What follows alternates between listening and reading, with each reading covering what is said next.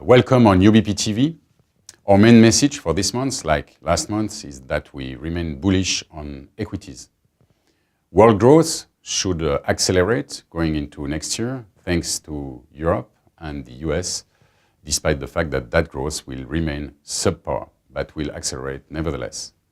Central banks will remain friendly, especially the ECB and the BOJ. They will be ready to help their economies if needed. On its side, the Federal Reserve will start its tapering process, at least that's what we hope for beginning of next year.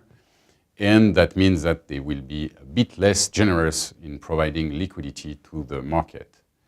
In this context, US interest rates should increase, and especially US real interest rates, and while inflation expectations remain in check, and that is important.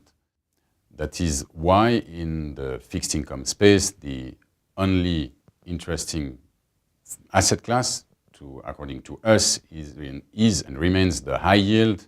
We keep invested on the short part of the high yield curve, despite the fact that spreads are at the lowest point for the year and for the last 5 years. That is true in the US and in Europe.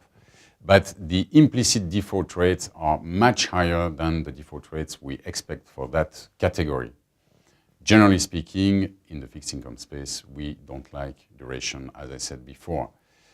Gold remains in our portfolio. We have, in our portfolios, we have a small position in gold. We keep it as an insurance against something which would be unexpected and would harm the value of the rest of the portfolio.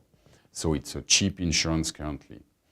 We still are slightly bullish on the US dollar, which should go up against the euro and the Japanese yen because of the start of the tapering process in the US, higher real interest rates, and better and improving deficits, budget deficit, and trade deficit.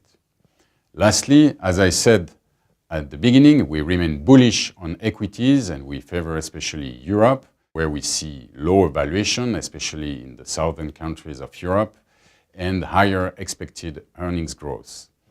And we like as well sectors and themes where we can find strong growth with very competitive companies with disruptive technologies, like in 3D printing, cloud computing, and mobile payment industry, for example.